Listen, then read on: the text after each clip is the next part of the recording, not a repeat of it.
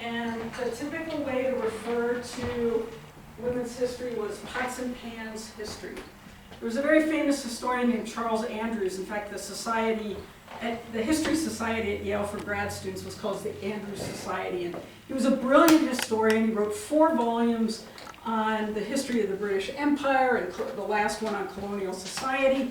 And then the 5th volume, he said, was going to be about women's history, but he eventually gave up on it because it would turn out just to be sociology and pots and pans, and who cared? And so, when I got to graduate school, there was a woman named Cynthia Russett, who was a professor at Yale, and she had been working at Yale for 20 years as a lecturer, but had never been tenured.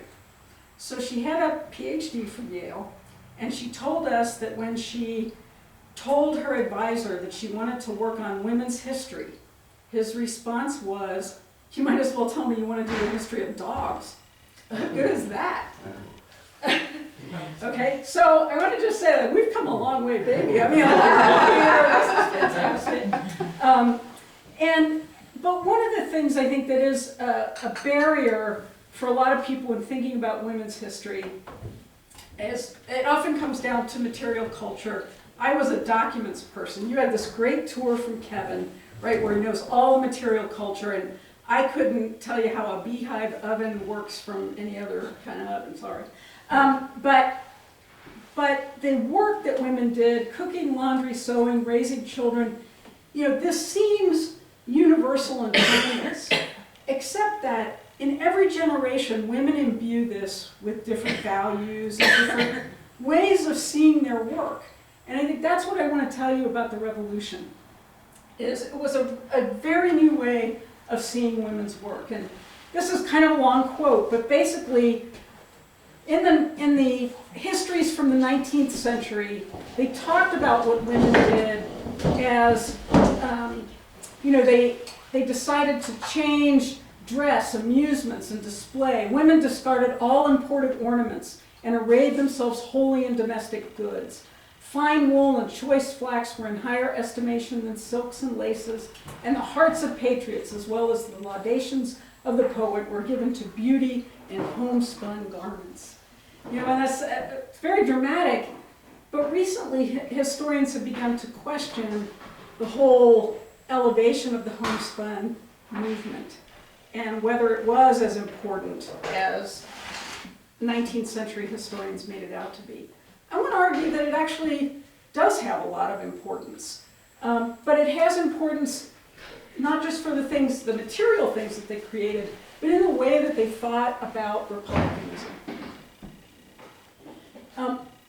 Patriot women, whether they were white, black, or indigenous, believed in the Enlightenment and Whig values that were being talked about at the time. Whig ideology began in the Revolution of 1688, the Glorious Revolution in England, and that's where John Locke wrote his 2 treatises of government, right? And a lot of revolutionary ideology was about, first of all, this idea of tolerance, right? Toleration. You may disagree with people, and especially over religious matters. You may be a Protestant, and there may be Catholics, or you may be an Anglican, and there may be other kinds of Protestantism like Quakerism or Congregationalism, but you can live with each other in the body politic, right? Whatever you think of people who believe the nonsense that they do. So women also felt this way, and they contributed economically to the war effort. They produced uniforms and clothing for the Continental Army. They operated farms and urban businesses, and this is very important because those would not have gone on, similar to the Rosie the Riveters in World War II. They became camp followers, and camp followers, that sometimes has a bad connotation. A lot of people think of the camp followers as prostitutes. You get that even from General Washington, who kind of despised them. And yet, they provided essential laundry and cooking and nursing services and even making bullets. The little musket balls. So this was important work, and they made up about 3% of the regular army. This is a famous quote from Abigail Adams that she wrote to her husband as they were getting ready to consider independence. Common Sense, the book by Thomas Paine, had just come out in January, and so it had hyped everybody up. And she says, "Remember the ladies, all men would be tyrants if they could." One of the ways that we know about what women thought is through diaries, letters, legal records, newspaper articles, local antiquarian history books, and all of this stuff. But, of course, these can be kind of spare records to look at. Again, when I was an undergraduate, there were two female historians who went to the papers, primarily of Abigail Adams and Mercy Otis Warren, who were important patriot women of the time. And they both wrote books. One was called Women of the Republic, Intellect and Ideology, and the other was called Liberty's Daughters. Right? Linda Kerber wrote the first one, Mary Beth Norton wrote the second. And they both came to the conclusion that one of the driving forces shaping women's patriotism at the time was something called Republican motherhood. I'll talk about that more as we go through the presentation. But each concluded different things about the impact of Republican motherhood. Linda Kerber saw it as an important benefit for women who were increasingly being pushed away from politics and into the private sphere, and that it was a way for them to participate in the aftermath of the revolution because they would raise virtuous children for the Republic. Mary Beth Norton saw it as more of a drawback because women got pushed into the private sphere, right, raising kids for the Republic and not actually doing things like working in businesses and doing the things that they'd started to do in the revolution.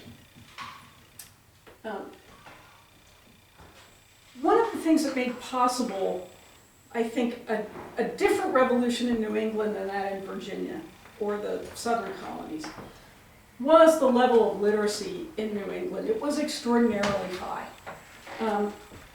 Connecticut had compulsory education for boys and girls. In theory, all towns were supposed to support a schoolmaster, and some even had schoolmistresses. In reality, not every town mustered up the money. They resented paying the minister, let alone the schoolmaster, so there was back and forth on this. But the white male literacy in New England in the 17th century was about 60%. It rose to about 90%. And this is white male literacy.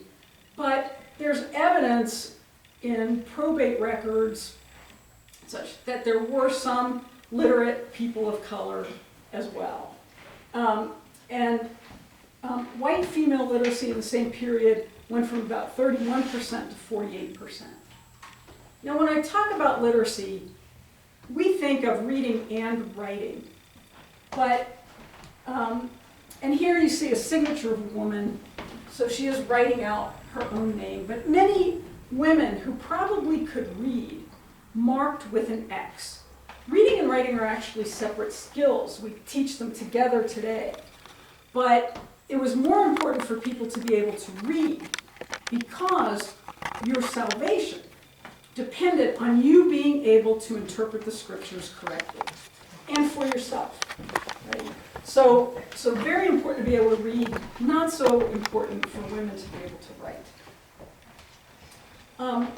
One of the places quite close to here, I think, is the Moorish Charity School in Lebanon. In 1754, Native girls and women were included in plans for this boarding school. And I know there's a lot of talk about indigenous boarding schools right now. This probably wasn't quite like those 19th century militarized boarding schools. It was primarily to teach them Christianity. The girls boarded with English families, and they attended only one day a week. So it certainly was partly a way of placing Native girls in colonial households to help with labor that colonial housewives needed, but it was also a way to acculturate and teach Native children about Christianity. Many of the Native people trained by these schools learned to talk the talk of liberty. And they often, they wrote, these are from documents that they wrote, the liberty to decide for ourselves the future of our people and the liberty to hunt, fish, and trade. Women who were left behind while men went off to war, as well as women who were left by their maritime husbands, became deputy husbands. And in this period, women didn't necessarily think of taking over men's work. The ideology of the Puritans was that women were men's helpmeets. And the helpmeet was somebody who was the second in command, right? So she could do what the husband would do when he was away, disciplining the children, teaching the children, all these kinds of things, managing the business, but always with the idea of following the male lead. Women more readily did men's work than men did women's work. If you can, you're surprised by this, I know. But she retired a lot after I did, so I learned a lot of women's. I know every man cooks now, right? That's the thing. So, but you know, this was a problem, of course, because the sex ratio in New England was fairly balanced. There were almost the same number of men as women by the 18th century. But that's if you count the white population. The enslaved population was almost 2 to 1 men to women.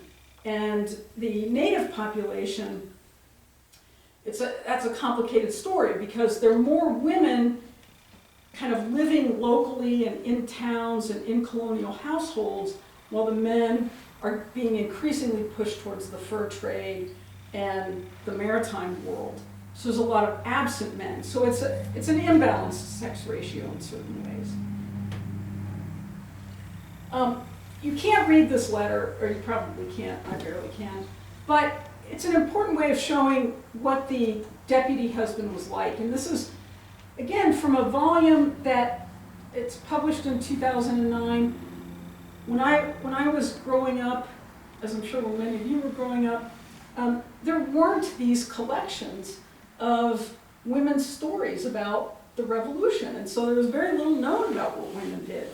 But here you say, dear husband, she writes, dear husband, I take this moment, I this moment take pen in hand to let you know that I am well and all our friends here have no news to write. We have heard of the battle you have had among you. And she goes on and then she tells him what she's doing in the household.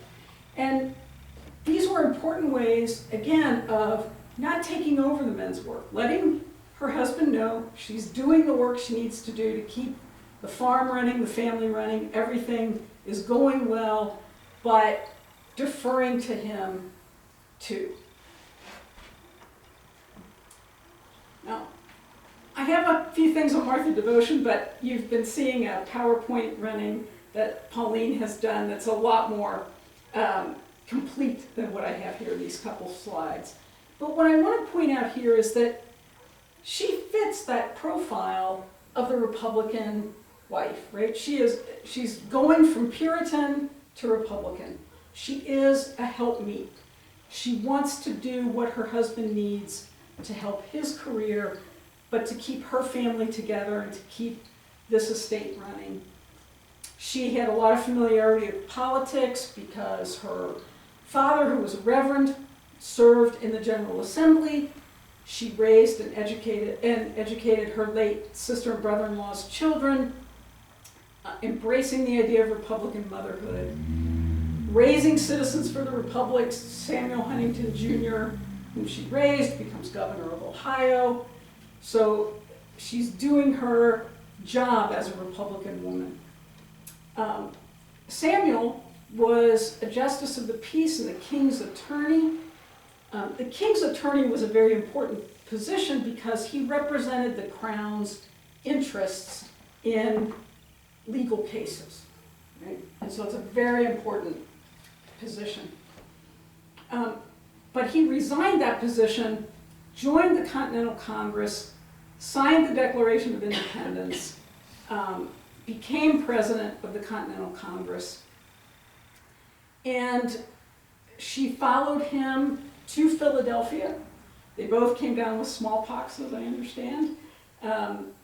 And when she died at age 56, he was Connecticut's 18th governor. You'll notice here in this death notice, at Norwich, Mrs. Huntington, consort of His Excellency Samuel Huntington, Esquire, Governor of the State of Connecticut. That's all they say about her. That's it. She's gone. Very sad. Something else is true about another woman, Faith Trumbull. Faith Trumbull Huntington, I should say. So Faith was the daughter of Jonathan and Faith Trumbull in Lebanon. Jonathan Trumbull was the governor during the time of the Revolution. Faith was raised to be educated. She went to a finishing school. She was very literate. One of the good things is that there are a lot of her letters that remain. She was very religious, very extreme in her piety, which may help explain something that goes on later. She was very close to her father. And Governor Trumbull, of course, was extremely important. Not only was he governor during the Revolution, but he's the provisioner, right? And so he's keeping the whole army fed. Why? Well, Connecticut used to provision the West Indies, but in the Revolution, they can't do that anymore because trade to the West Indies is cut off because Britain's got a blockade there. So it's used to provide for the army. So Faith was dedicated to the cause, and she joins her husband when he leads troops to support the siege of Boston in 1775. And she goes with him there. She witnesses the Battle of Bunker Hill from across the city in Roxbury. Now, the Battle of Bunker Hill was devastating. But in particular, there's a scene that her brother later painted, the death of Joseph Warren. This was a death that greatly upset many patriots. Joseph Warren was related to Mercy Otis Warren. The Warren family was big in politics and in the community, and that's the painting you see there. And she witnessed this carnage, admittedly from afar, but it deeply affected her. And her brother recalled that Faith found herself surrounded not by the pomp and circumstances of glorious war, but in the midst of all its horrible realities. She saw too clearly the life of danger and hardship upon which her husband and her favorite brother had entered, and it overcame her strong but too sensitive mind. So Faith wrote to her husband that she hoped the unhappy dispute may be put to an happy issue truly before winter, or I know not how I shall live through so long an absence from my companion. And indeed, she did not live past that winter. She hanged herself in November of 1775. And, what's interesting to me is think about that notice of the death of Mrs. Martha Huntington, right? It's 2 lines. These 2 lines are typical of deaths. Silas Deane, right? He gets a sentence. Everybody always says it's because he was scandalous, but really I think it's just because that's all they do. They put in, so-and-so died, they're at the end. But look at this obituary for her. It's 2 columns of the newspaper. The only obituary I've seen as long as this one, not quite as long as this one, but that went on and on, was the obituary of a formerly enslaved man named Gibson. He was Mr. Gibson, who ran a grocery in Hartford, and all of his virtues are extolled when he dies young in 1795. So it's a curious thing that we get this long obituary. And especially curious because suicide is considered, even now by some Christian churches and other religions as well, to be a sin or to be a wrong against oneself, right? And even with some of the mental health information that we have today, it's a terrible death, right? Terrible death.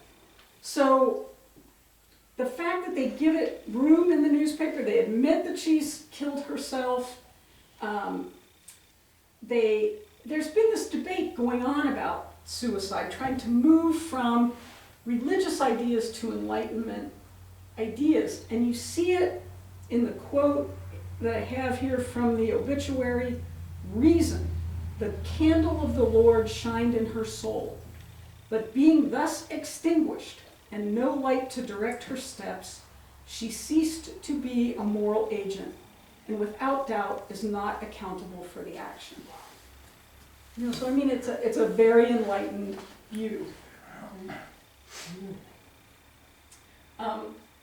Yeah, I'll just say, this is always a hard story to tell. The first time I came across it was in a book called A Revolutionary People at War by Charles Royster, which is sort of a social history of the military, and he had a vignette about faith.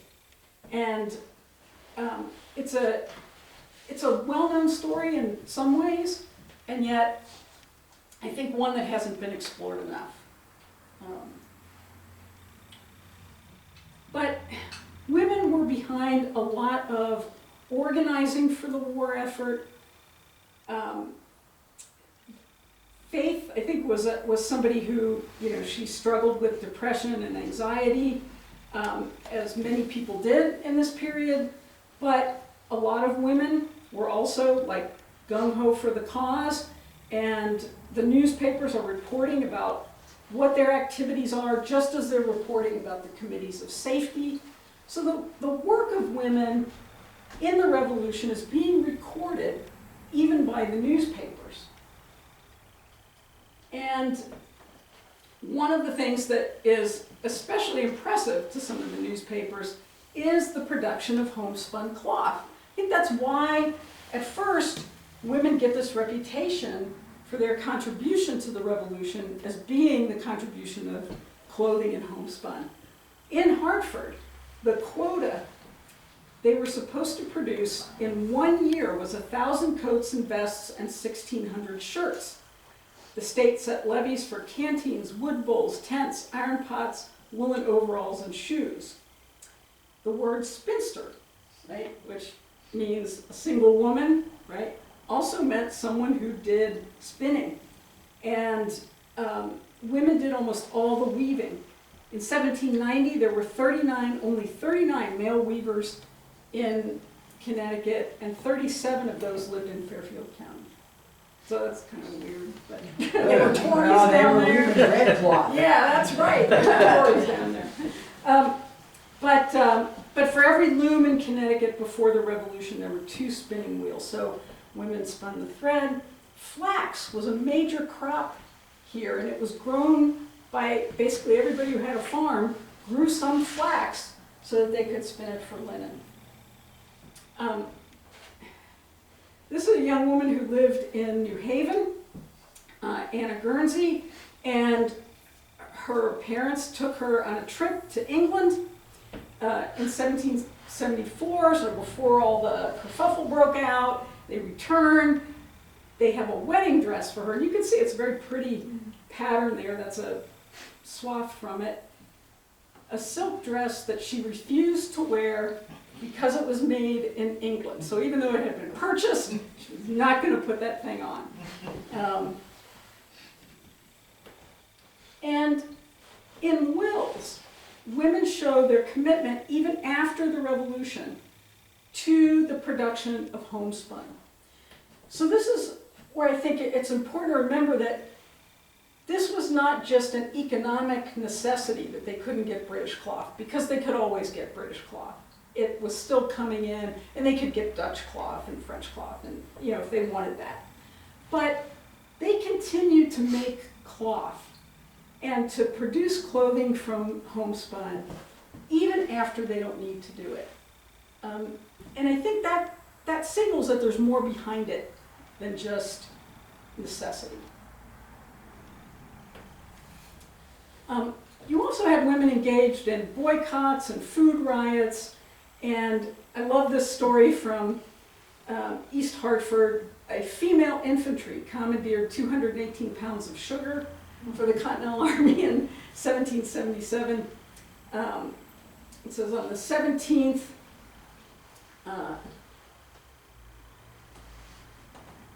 from the Lion Tavern, a corps of female infantry of 20 rank and file with a flank guard of 3 chosen spirits of the male line. They marched westward about 1 mile in martial array and excellent order. And I just love this story. And they go to Mr. Pitkin's store and they seize a warehouse of sugar, which they plundered. And again, like, they're controlling the merchants, they're setting priorities. It's important that things go to the army. At this time, you had one predominant newspaper. You had many little newspapers, but you had the Connecticut Current, which is the longest continuously published newspaper in America.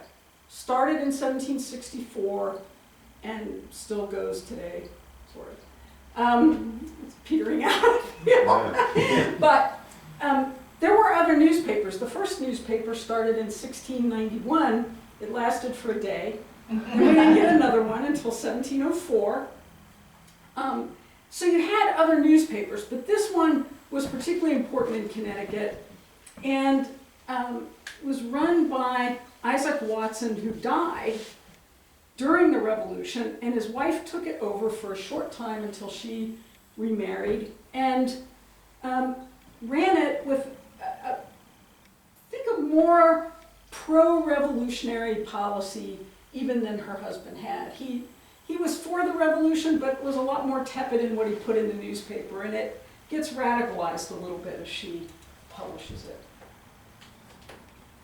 Now, I also wanted to talk about Judith Phillips Jeffords' lines, because she's a very significant woman, but she's one who doesn't get a lot of attention. And we know about Judith Lines from a pension application. Judith was born in Windham. She was born to a free black woman and to an indigenous man. We don't know the tribal affiliation.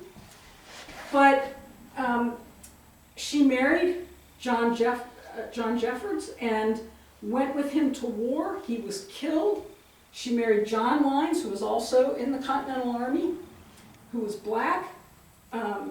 She followed him to the Battle of the Highlands, where she came down with smallpox, and I think eventually left the army at that point. She's what you would call a camp follower. And she was a laundress.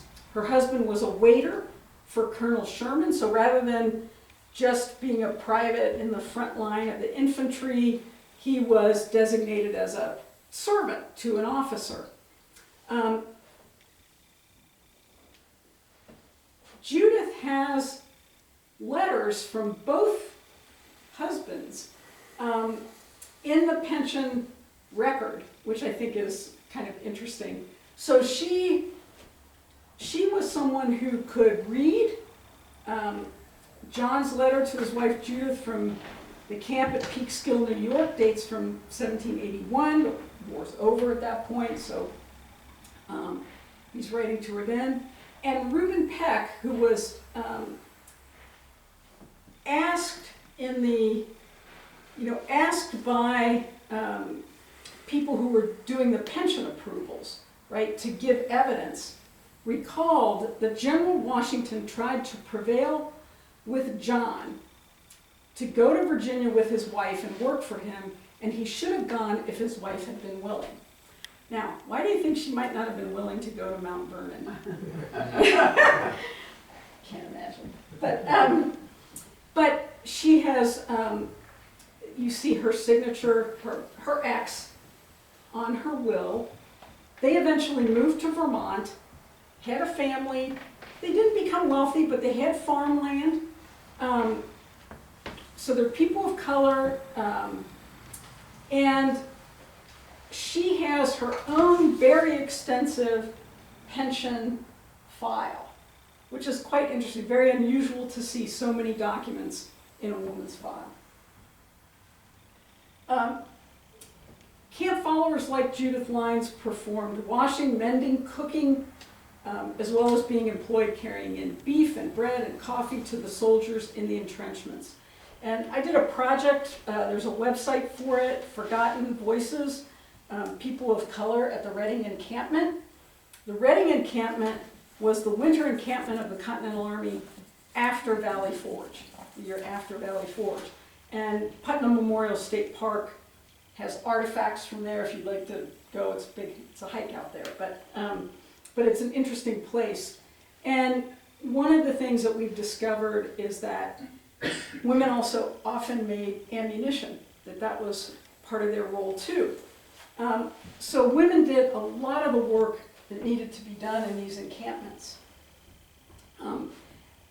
Here we see a list of musket balls made by the Walcott family, all the women, and how many, they've got a contest going, I think, here, because one makes 6,000, another 11,500, another 8,300, another 10,700, and so on. And there, what did they make it out of? A melted down statue of George III that was pulled off its pedestal and hauled up there. And of course, I have to talk about New London's legendary lady, Abigail Hinman, who was the wife of a sea captain, was a famous portrait. How many of you have been to the Lyman Allen Museum? And have you seen this? Did you pay attention to this when you went? Yeah, Lyman Allen's a great museum, and they have a lot of good exhibits going on. But the portrait is very large. And the story behind it is that during the siege, she found a musket, took aim at the notorious traitor Benedict Arnold. And so you see her there, that's Arnold on his horse, and she's pointing at him. She missed, of course. But the question is, did she really do this? The Battle of Groton Heights, or the Battle of Fort Griswold, which took place, it's the anniversary today, right?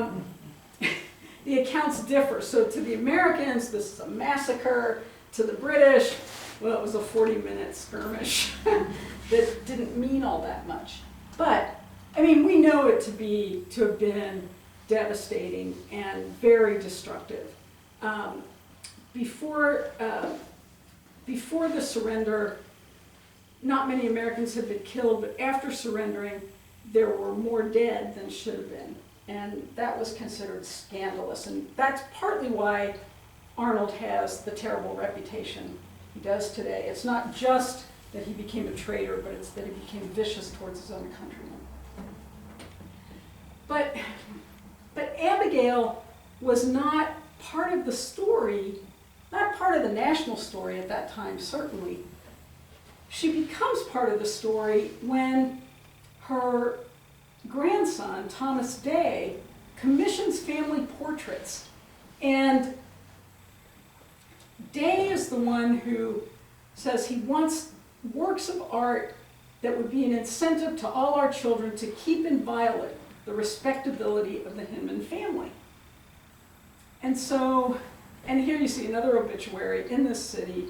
This is Abigail Hinman, relict of Captain Elisha Hinman, 73 years. See, that's all people get. 2 lines, except for Faith Trumbull Huntington. So, was this recreating family lore? I always think there's probably some kernel of truth, right, in family lore, but you don't know which kernel. And so we'll never know whether she really took aim at Benedict Arnold. She might have grabbed the musket, and pointed it out the window. But the important thing is that she's later remembered for her Republican virtue. That's what her grandson wants to emphasize, that she was a Republican woman who fought for the ideals of the Republic. And we can understand why white people might fight for those ideals. It becomes harder to understand why enslaved people might fight for the patriot cause rather than join the British. Certainly some enslaved people did join the British. But the paradox of freedom and slavery is not that they coexisted. That's somewhat hypocritical sometimes, right? But it's not the paradox. The paradox is how they inform one another. So the nature of freedom is informed by the fact that a certain kind of slavery exists here. And the nature of slavery, the way that the colonists can talk about their own enslavement by Britain, is shaped by what they know about the enslavement they're engaging in. These are ideas that are symbiotic, and that's why you get something unique in the American Revolution as opposed to, say, the French Revolution, which also had an idea about liberty and rights, or the Latin American revolutions, which have, again, different ideas about liberty and rights, or the Haitian Revolution, which is far more about the liberation of black people, and but they all embrace Enlightenment ideals, because the Enlightenment gave people a language to talk about what it meant to be a human who could make demands on society, and what it meant to go from being a subject to a citizen. This is the ultimate transformation, going from someone who is, in a sense, owned by a monarch, a subject, to a free person, a citizen. The hypocrisy of keeping enslaved people is not lost on anybody. And, you know, it's not as if people at this time weren't aware of the debates about the morality of enslaving other people. But it's also true that, you know, one's interests and one's principles often diverge. To use a kind of economic analogy here. These two men both were fighting in the Continental Army for their own liberty while they were enslaving others. But there was also a lot of liberation going on. Connecticut had the largest enslaved population of any New England colony in the 18th century. And more people were coming in up until 1774, and then, you know, it starts to die off.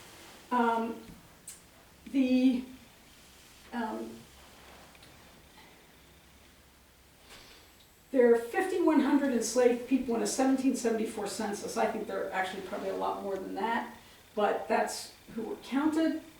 But Connecticut in 1784 passed a Gradual Abolition Act. You saw a panel, if you went on the tour, you saw a panel of that in Nancy's room, that Pauline found these documents about Nancy, and there's a statement there about the Gradual Abolition Act. Why would Phyllis, who's mentioned in this ad, she's 18 years old, she tells you what kind of clothing she's wearing, old dark spotted calico, short gown, dark brown flannel petticoat, old hat with a black curtain, has a small scar on her chin and left arm, and has a rather slow, diffident way of speaking. Why does Phyllis need to run away if they've passed a gradual abolition law? Ooh, yes, go ahead. depends on her birth year. You said she was 19, but you didn't say when she was born, or even if she was Right. born during the right time frame, she still had 7 more years of enslavement Yes, to endure.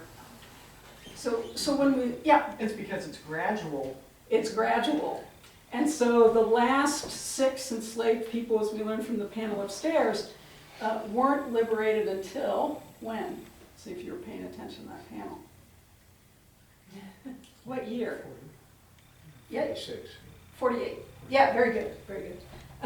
No, I was just at the Bush Holly House in Greenwich, and we looked at some witness stones. Witness stones, they place a stone to remember the enslaved people of the household. And it was amazing how many, manumitted in 1825, manumitted in 1830. So we don't know, she's 18 years old in 1793, but, not everybody followed the law. One woman in Hartford, Sally Cuff, belonged to the wealthiest man in the city of Hartford. In 1784, she had to pay him 100 pounds for her freedom. Yeah, he didn't need the money. After the Revolution, there's still slave auctions going on, the last one in 1825 on the New Haven Green. So slavery is still ongoing.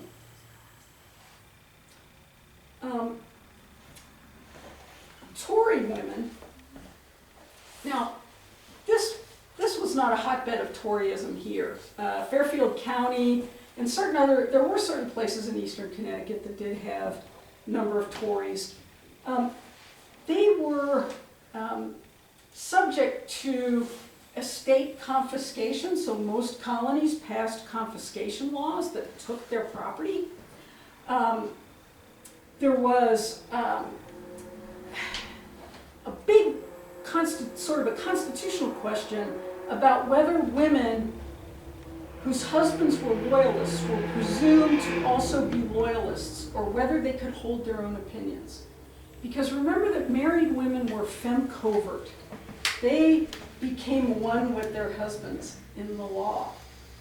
And so in Massachusetts, in a court case that gets argued in the early 19th century, a loyalist woman who still lives in North America, her husband's over in England, the property is about to be taken, and her lawyer, who's arguing the British side, right, says she never was a loyalist. That was her husband. She had independent views.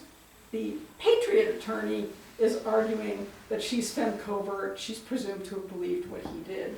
She has to forfeit the property. So very contentious idea about where women belong in the aftermath of this. Many flee to Nova Scotia, to England, even to the Caribbean, because they are vilified in their towns. Others manage to settle in, and I can tell you that this is kind of a digression, but the very first American record of a family annihilator is in Wethersfield, and when they find out that he's killed his entire family, they're all like, well, he was a loyalist, so what do you expect? So anyway, she says, our women with their children all came aboard today, and there's great confusion in the cabin.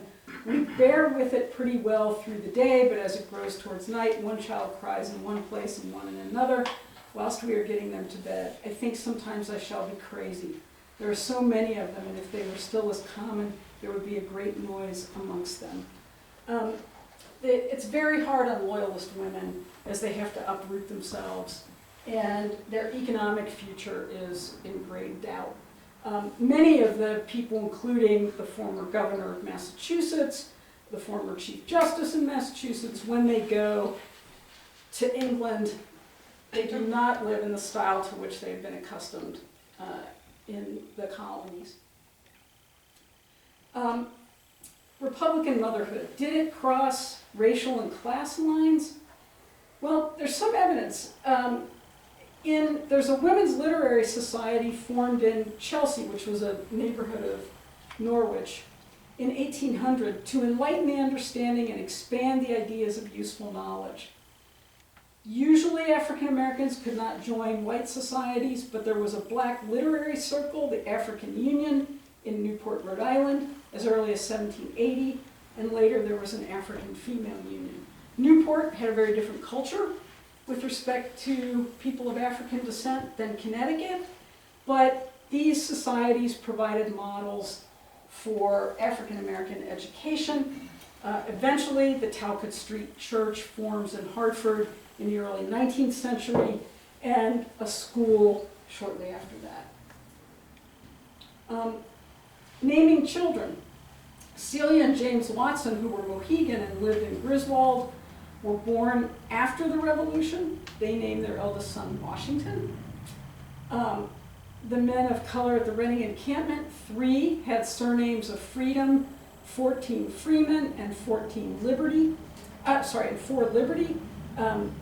They're taking these names to show commitment not just to their own freedom, which is big enough, but to the concept at large. And then among women's names, you see a lot of names that when there were colonists and Puritans, more puritanical, they would have had Lucinda and Margaret and Elizabeth and Sarah, and now you have Lucy, Polly, Nancy, Betsy, Sally. The nicknames become the actual names, the given names. And I think it's hard to know what to make of that movement. Again, is this a drift towards women going back into the home, into the private sphere, becoming perhaps more infantilized by having nicknames? I've seen one person argue that. Or is it that these names have, that the nicknames, the shortened forms, are less formal but stronger? So you see people arguing about the interpretation of that. I'm just going to leave you with the Connecticut Exploring Grating the Nutmeg, where you can read more about the Revolution and listen to podcasts about the Revolution. I'm going to take questions, and thank you for listening to me, but I want to leave you with the idea that women were every bit as active in the Revolution as the men, unable to do the same things, but as committed to the cause. Thanks a lot.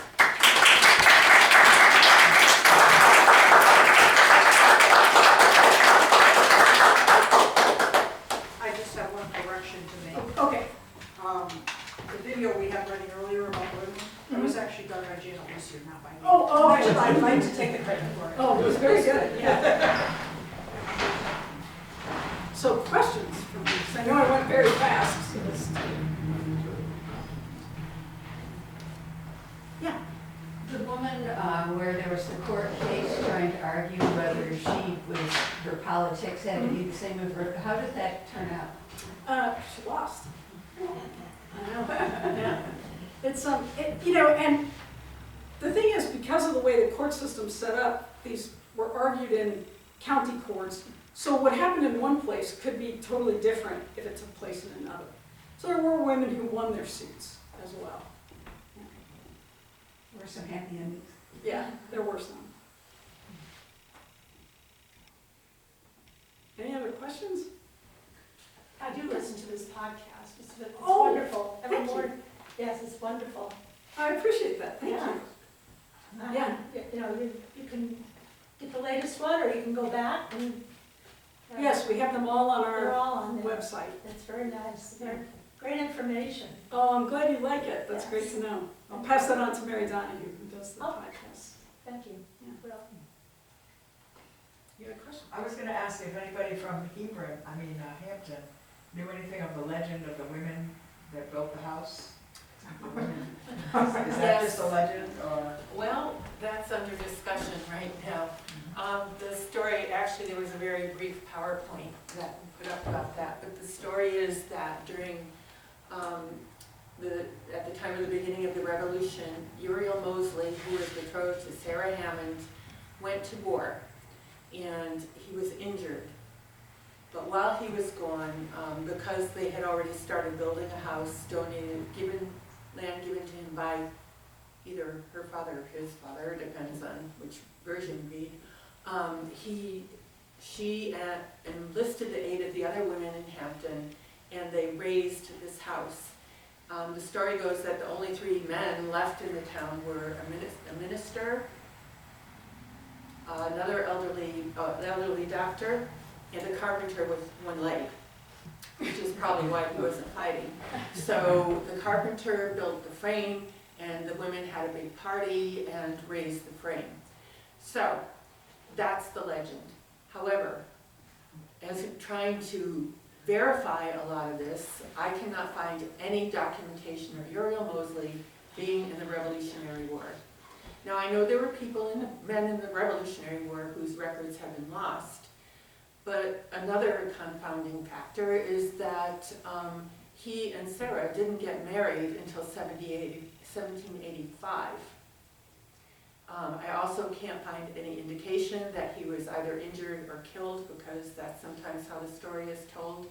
And I don't believe that every person who was injured was reported, but the thing is, I cannot find any documentation of that.